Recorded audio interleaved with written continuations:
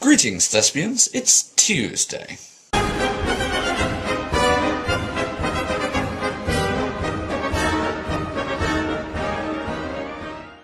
Apologies for not posting last week. As I said, I was going to this Grand Guignol show. It was very good, actually. The acting was kind of amateurish, but the concept and the actual plays themselves were quite good, I thought. And I made a lot of very good contacts afterwards, and hopefully there's potential for a bit of collaboration there in the future. So, all in all, it was a good night. Just one last thing I'll say about the Grand Guignol shows is that a lot of the time they are sold pretty much not only on the acting but also on the technical ability of what they do. A lot of Grand Guignol shows, the climax is some kind of gory or shocking effect, and it's in how well these things are executed that often determines whether or not it's a satisfying show or not. Essentially, it's a magic trick, and I was sitting in the audience with my friend who I went with, and we were just sitting there going, okay, that was fun.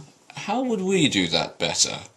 It just reminded me, actually, of what Mary said last week about how they were working on different ways of having the Electra statue cry blood. The climax of one of the shows was some guy shoots himself, but essentially the way they did it was that they had the gun in his hand, the lights go down, and he pops I think it must have been a water balloon in his shirt pocket up here, and it explodes and it looks like blood.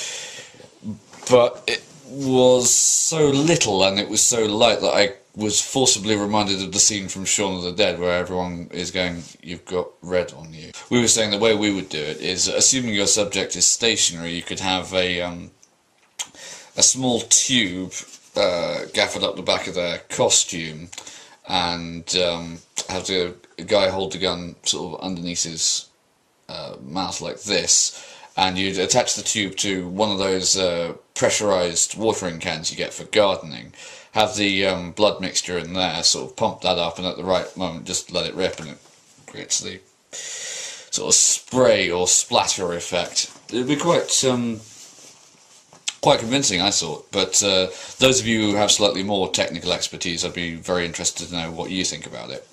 Rehearsals for A Doll's House continue apace, and I'm no less daunted by the amount of lines I've got to learn. That's immediately what I'm going to be going and doing after I finish editing and uploading this video, is running through lines again, because God knows I need to. It's going alright, and I think it'll be good, but at the moment we're just so far away from there, it's not even worth worrying about. Also, finally, just for the delight and delectation of everyone, I took the liberty of doing that thing I mentioned on Facebook, which was working out exactly how much it would cost to fly us all to one place to do something.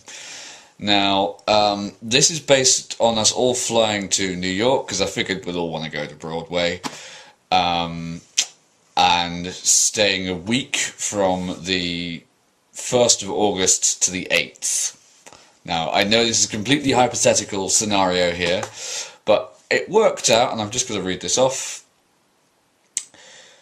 It would cost, for the 5 of us to go to New York for a week, it would cost 3,125 British pounds, or 4,887 US dollars, or 4,993 Canadian dollars, or 5,153 Australian dollars.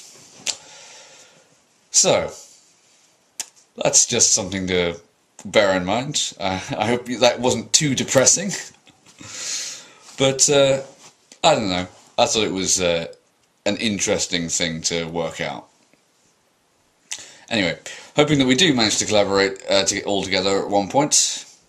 Mary, I'll see you tomorrow.